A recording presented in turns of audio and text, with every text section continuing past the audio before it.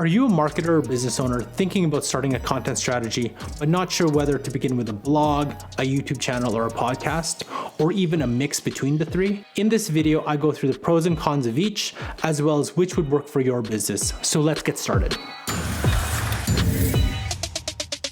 Hi everyone, I'm Carl. Welcome to Next Level Video Marketing, a channel where you get the latest strategies and tips to help you achieve your marketing and business goals through video. Now remember, if this is your first time on this channel and you want to get the latest strategies to maximize the impact of your videos, hit the subscription button below, hit the little notification bell so you don't miss anything.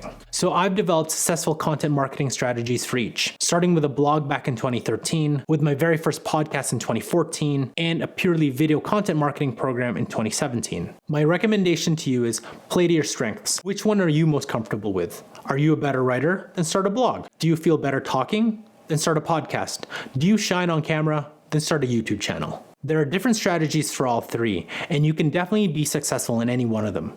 But I do recommend you to learn a little bit about each. But before you start, here's my number one advice. Be prepared to commit to at least 12 to 18 months of consistently creating content in the channel of your choice, whether that's blogs, podcasts, or videos on YouTube. Every single content program I've ever done, the most successful ones, took that long to see the results that the businesses were looking for. And if you want to know other lessons I've learned through all the content programs I've done, check out this video here and I'll leave one in the description below. So now let's go over the pros and cons of each content type to help you pick the right one.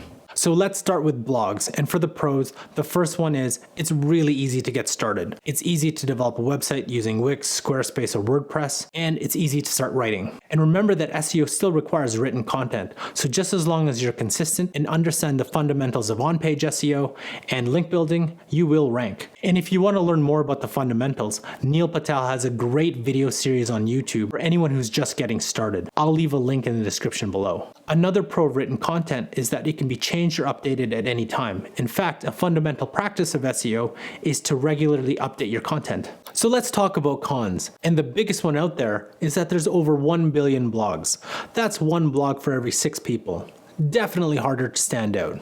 And in terms of SEO, it usually takes anywhere between 6 to 12 to even 2 years for your content to rank. That's definitely a long time for businesses to wait or have patience for. And on top of that, just because your content is ranking and even driving traffic to your website doesn't necessarily mean it'll deliver the results that you're looking for. So let's talk about podcasts. One of the biggest pros is that it's the only medium that you can consume content while doing something else. Whether you're working out at the gym, in your car, going to work, or coming home, walking your dog, or even doing chores.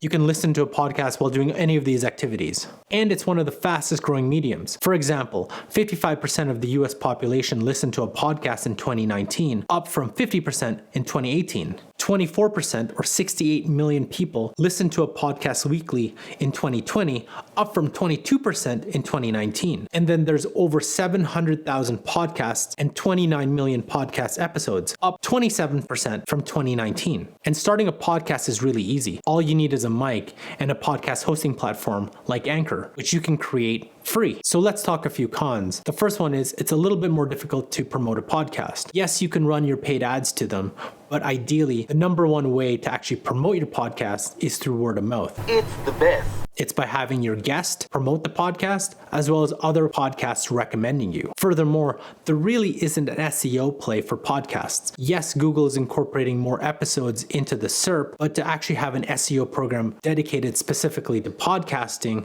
is probably still in its infancy. But if you have had success using search for podcasts, let me know in the comment section below. Another con of podcasting is that it's a little bit more harder to measure. That's because each channel has their own method of measuring how podcast episodes are consumed, whether that's Apple Podcasts, Google Podcasts, Stitcher, and so on. And that's why I use a podcasting hosting platform like Libsyn, where I can see how many podcast downloads per episode, where they're coming from, and which devices. So let's talk about YouTube, my favorite channel. And one of the biggest pros is that you can repurpose a video into the 2 other mediums. That's taking the transcript from the video and turning it into a blog, or ripping the audio and turning it into a podcast. And even to this day, video consumption is growing. For example, 87% of businesses use video as a marketing tool. There are close to 2 billion YouTube active users, and they make up 1/3 of the internet. Video is also expected to make up 82% of internet traffic by 2021. And in terms of SEO,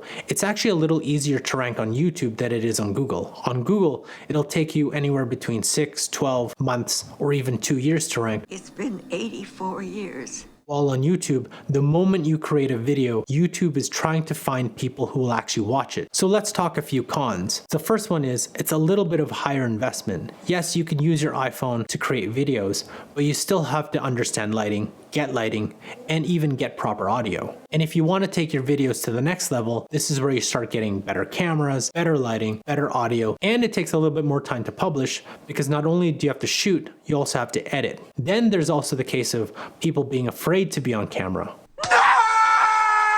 There's just something about being on camera that makes a lot of people uncomfortable. So after going through some of the pros and cons of blogging, creating a YouTube channel, or starting a podcast, which is better? Well, no surprise, there is none. It's actually which one is better for your business. And play to your strengths. Which ones are you most comfortable with? Are you a better writer? Start a blog. Are you better on camera? Start a YouTube channel. Are you a better conversationalist or a better talker? Then start a podcast. Before starting, here are a few questions to ask yourself.